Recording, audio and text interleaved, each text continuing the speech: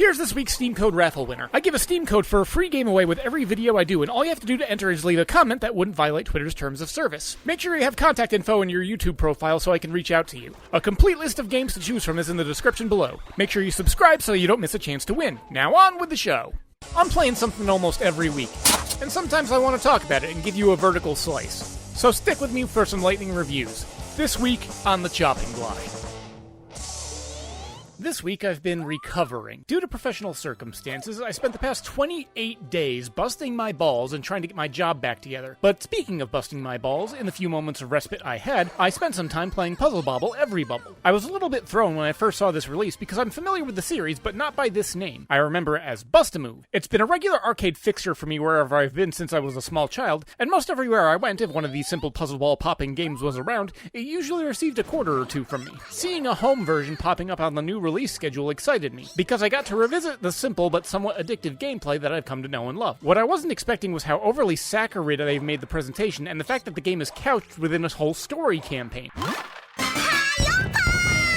The premise is simple enough. The little mini assistant dragons that always appear in the background got jealous and wanted to blow bubbles of their own, and got their hands on magical potions that allowed them to do so, and then they went overboard. The main character dragons then need to go around and bust all the balls by blowing balls of their own in a match 3 color format, and having to shoot them and predict ricochets and trajectories for precise placement. Like I said, the premise is simple, the formula is addicting, and I found myself rather enjoying the title. Unfortunately, it's not a formula that I think meshes well for long-term engagement. I'd usually play for an hour or so before I'd had my fill and get bored and want to do something else. To me, this is a game that is at its best where you're in the scenario that I was in, where you have to kill an hour and want to take care of a couple levels, and that formula works rather well because some levels can be beaten in less than a minute. Additionally, they included a Puzzle Bobble vs. Space Invaders mode where you have a wider arena of balls to shoot, and they move back and forth similar to the original Space Invaders formula. A nice novelty, and again an amusing little time waster, but the satisfaction of bubble popping wears out quickly. But that wasn't all I was playing. After starting with a game where you get all the balls to touch and there's an explosion of happiness, we move on to a game where everyone realizes how fantastic it is to be part of my balls, with We Heart Katamari Reroll. For those few of you that may be unfamiliar, Katamari Damacy also has a very simple design. You have a ball that sticks to whatever objects it rolls over, and the goal is to make that ball as large as possible to meet an objective within a time limit. The original Katamari Damacy story was about the king of the cosmos going on a legendary bender and destroying all the stars in the sky. The balls you rolled up were then used to replace them. We Heart Katamari's storyline can be summarized as,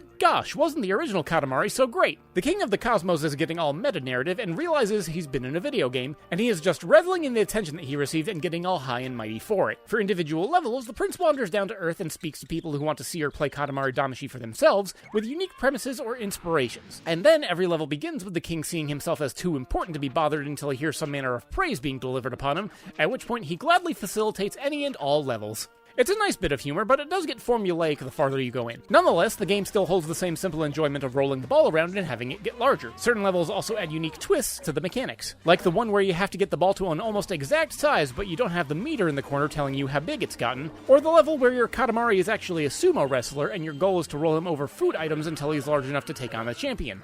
Both of these games have simple formulas and, like a good set of balls, don't need too much overthinking for you to have fun. Colorful, enjoyable, and not needing anything to change the ability for you to have uncomplicated, unabated enjoyment. Now, if you'll excuse me, I currently only have one day a week off at the moment, and I'm trying to make the most of it. Hey, look at that, it's the end of the video. Don't forget to subscribe, and remember that commenting can actually win you a free prize. So until next time, this is Gheeotine saying thanks for watching and keep your head on your shoulders.